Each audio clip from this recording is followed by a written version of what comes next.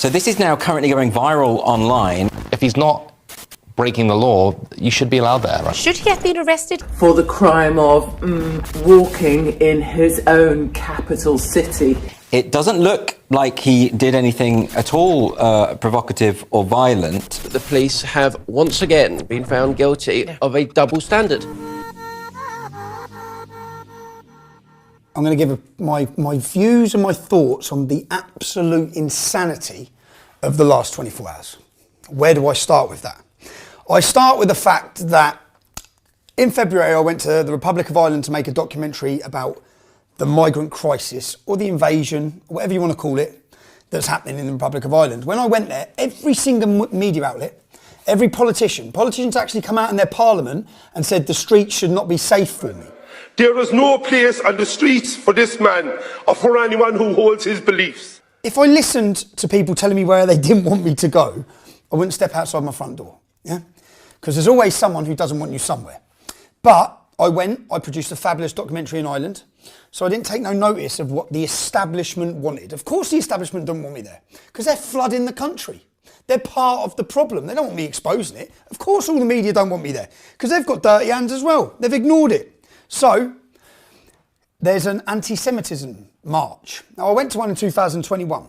I've been a keen, avid, and spoke out about the hypocrisy with Hamas, the conflict with Israel. I despise Hamas. I've been very open and honest. People say don't take sides. I've clearly took a side from day dot on this issue. Israel is a beacon of democracy surrounded by totalitarian, Sharia-driven shitholes. Yeah, to put it simply, right? Human right violations everywhere. If you want to be safe, if you want to have some rights and freedoms, there's only one place in the Middle East you can go and do that. That's in Israel. I've travelled there, I've been there. Hamas are ISIS. So I don't mix my words on it. I'm very clear, yeah? But there are still many. So there was an anti-Semitism march. I'm a journalist. I have gone to pro-EU marches, yeah? They probably didn't want me there either. But I went to ask questions to show the hypocrisy again in the people who wanted us to stay in the European Union. So I've gone to many different marches at many different times to make many different videos. I made clear that I think the British public should go on the streets. For the last 4 weeks, we've had Hamas, we've had Hezbollah flags, we've had ISIS flags, we've had people climbing up monuments, we've had people calling for jihad in mosques across our country. We've seen no action from the police, okay? Nothing at all. So I saw there was an anti-Semitism march, so I was going to go there in the capacity of a journalist and discuss with people why they felt the need to go there. It doesn't matter. You see, I run the English Defence League. I didn't like The Guardian and I didn't like the BBC. But I couldn't tell them as journalists, you're not allowed to come to our demonstration, yeah? We never told the media, any of them. Even when they all come and lied about us, we still have freedom of the press. They're still the press. We can't start saying, none of you can come and report our demonstrations. They've always come, yeah? So when I saw these organisers of this anti-Semitism march telling me specifically that I wasn't allowed to come to their demonstration. They didn't say that to Al Jazeera, who are on Hamas's side. They didn't say that to The Guardian. They didn't say that to the BBC, who equivalate a 3-year-old Israeli girl with a 19-year-old Palestinian terrorist, yeah, in a child exchange. They didn't say that to the BBC, who refused to call Hamas terrorists. They didn't say that to any of the media who said that Israel bombed a school and 500 died. They didn't say that to any of the media who've lapped up the propaganda figures from Hamas officials. Yeah? They haven't said it to any of them, but they didn't want me there. Well, also, the organisers of the march are perfectly within their right to say, we don't want him there. And even if he turns up to say, we don't want you here, to say that to him. Yes. But they can't force him to leave. No. And they certainly can't weaponise the police to get rid of him. Either way, it's just dodgy. I went as a journalist, yeah, to question people. I'm in England, London's my capital city, and I'm a journalist. And I work for you, actually, the British public. I work to show you corruption, I work to show you lies, I work to challenge the media. That's what I do. It's even what I done when Sky News came up to me. I challenged them on the day in London. But when I got there, I walked calmly, I sat down in a coffee shop, I didn't even bring any security. I knew there was rumours I was bringing lots of men there, so I literally just went with my camera. Tommy, so we've been directed to come here and chat to you about your presence here. So there's going to be a Section 5 dispersal notice in place for this area from Chief Inspector Fisher. And a part of that it's directed for you to disperse and leave the area. I'm hired. I'm doing my job. I'm getting paid to be here, as is he, to report on this demonstration. And paid for by who? What do you mean paid for by who? I work for a company called Urban Scoop. That's the company. Yeah? You personally are not to remain here, regardless of why you've come here. It's got nothing to do with your job. I'm here at work. To you that this has got nothing to do with your role as a journalist. But I'm here at work. Your presence here is causing alarm and distress. And you don't. If you do not leave or sort out a refund, I will come in and I'll make sure you leave. So the Met Police tweeted out today saying here's the tweet: a dispersal order under Section 35 of the Antisocial Behaviour Crime and Policing Act has been in effect since just after 10 a.m. It covers Westminster and part of neighbouring boroughs. And here's the kicker: anyone told by an officer to disperse who fails to do so is liable to arrest. Now that seems horrendously extreme. Authoritarian to me. So the idea that the police can just say, we want you to leave, we don't have to give a reason, and if you don't go, we'll arrest you. If you watch, I received a very positive reception from any Jewish people that were there. Yeah, of course. Hi, how are you? Are you okay? Yeah. How are you? I'm fine, and how are you keeping? I'm not bad, thank you. Hi, how are you? How are you? You alright? Hello. He's not doing anything. Does it look like I'm causing people alarm and distress? Does my presence here cause you any alarm and distress? Absolutely not. Some people will say... How are you? You alright?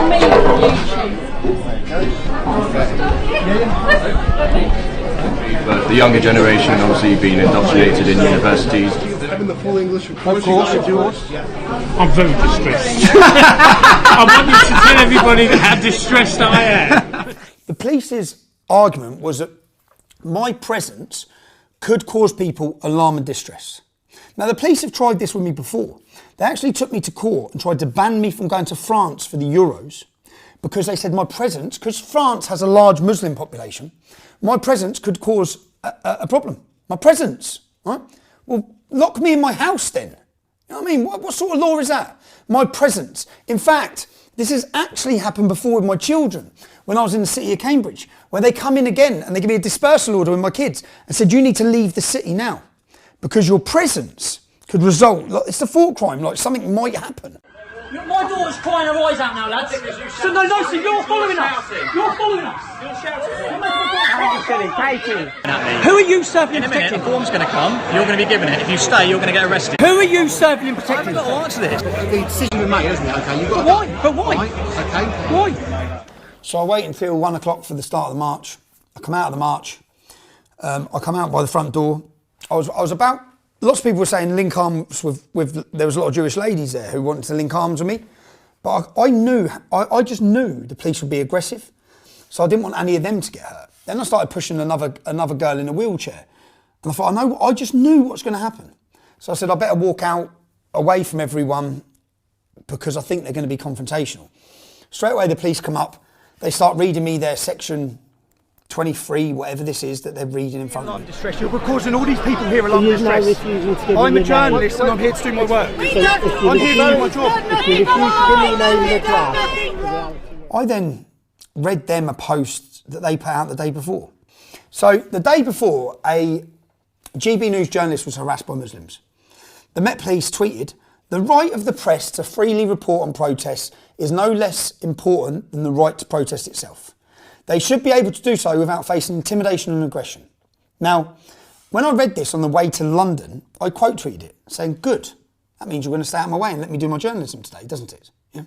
I've been very outspoken against Mark Rowley. Mark Rowley is the politicised, woke leader of the Metropolitan Police Force who is given his pat on the back by Sadiq Khan, yeah? They're like his henchmen. That's what and they act like it now. We've all seen it. So the officer comes up to me. I point out to him what the police have said. I point out to him 10 times, I'm a journalist, bro. You may not like it, but I'm a journalist. I make films, I make documentaries, I do investigative journalism better than all of theirs. And that's what my job and my career is. And that's my full-time employment. So that's what I do. I'm a member of the press. I'm at work, yeah? I'm not. Is anyone here caused alarm and distress by my presence here? No. Ladies, no. Everyone's Jewish here. There's no one who's caused alarm and distress. No one has come up to you and said anything about me. You are working under the orders of Sadiq Khan and Mark Rowley. Mark Rowley is an apologist for Hamas. They're apologists for jihad. And the British public are fed up of your two-tier policing. The only people causing alarm and distress there were the police. There was no alarm and distress. All I would have done, do you know what I believe now? There were so many people from the establishment, Boris Johnson's, etc., and they didn't want to see me mainstreamed in an event that they were at, because I would have received a fabulous reception from everyone there, and they couldn't have that. They couldn't allow that. Not just that. Recently, we've done an Armistice Day demonstration. There was a gathering to prevent people disrupting the 2-minute silence. I've spoke very openly about the need for a street presence and possibly planning protests, possibly to oppose the Hamas rallies that are happening in our capital city every weekend. So this, I believe, has been forethought by the police of how to deal with that, and we'll get on to the reason why. But I come out, police make the point, they start dragging me, basically, and they're dragging me, and they go the wrong way. Watch the video. They go the wrong way. Then when they go the wrong way, they pull me back, but they've just gone the wrong way. And I'm saying, my cameraman has my car keys, yeah? And I keep making a point, I need my car keys, and you're just going to drag me and piss me off down the road. He's got my car keys. So I stop and I'm trying to make that point to them. He's got my car keys, get him, yeah? At which point then they've gone the wrong way, so they feel stupid, then they start pulling me the other way. But when they bend my arms, I'm then going, get off my arm, you're hurting my arm. They did hurt my arms, yeah, but I'm saying, you're hurting my arms. At that point then, there must have been, 30 of them? I just can't believe it. I still can't get over the fact of what they've done. There must have been 30 of them. They grab me, they start twisting and when I say twisting my arms, they get them behind my back, but it's like they're breaking your arms. They're lifting your arms up. They know exactly what they're doing. Whilst whacking my legs, they know, and I'm just standing there. So I've got my head down. As I've got my head down, he must have, from this close, sprayed me with CS gas, with tear gas in my eyes. It felt like I'd been hit with acid. It was burning my whole face, yeah? And I still cannot believe that the police, if someone's gone to work, which is all I've done, if they're calm and rational and in a cafe, that we live in a country now where the police can forcefully come in, forcefully grip you up, when you've committed no crime, thought crime, your presence might, yeah? And they can't bow to what organisers of demonstrations say, of which media can and can't come in. The British state and the police do not get to choose which media there are, yeah? Otherwise we're a communist state, okay? And we're not. Well, we may be. You may have seen that we pretty much are, but we're not meant to be. We're meant to have freedom of speech, freedom of press, freedom of assembly, yeah? There are God-given rights that are being taken and eroded on a daily, weekly basis. If you're just catching up over the last 3-4 weeks, you should have followed me for the last 10 years. You'd have been absolutely astounded with their behaviour, yeah? If you actually look at Section 23 of the dispersal order, you're exempt from it if you're at work. If you can't abide by it because you're doing a job, which is what I was doing, they can't give you it. But that doesn't stop them. They've charged me. Why have they charged me? Now, there's many other videos like this where they've done this before in the past. In fact, they've done it for my entire movement of the English Defence League. It's to control you. They don't care if they get a conviction at the end or not. They use it to put restrictions on your movement. So right now, I'm banned from the entire City of London. I'm not allowed to participate or be involved in any demonstrations. So now they've tied me up until the 22nd of January. When I go to court on the 22nd of January, they'll kick this back for another 6 months. Trust me. Yeah? This goes back another 4 to 6 months. Then, for 7 months, whilst all the Palestinian conflicts, they've taken out the one person that can mobilise an opposition to it. That's what this is about. So this was pre-thought. Before I turned up that day, no matter what was happening that day, I was getting handcuffed, I was getting arrested, I was getting bail conditions. What's the need? What have I didn't do anything wrong, you've all seen that. So why would I need bail conditions limiting my freedom? The most sickening thing about this is, Hizb ut-Tahrir, are any of their leaders given bail conditions to stay out of London? You know, the ones calling for jihad, or holding banners saying Muslim armies attack Israel. What about any of the people who've climbed up our monuments? Have any of them got bail conditions?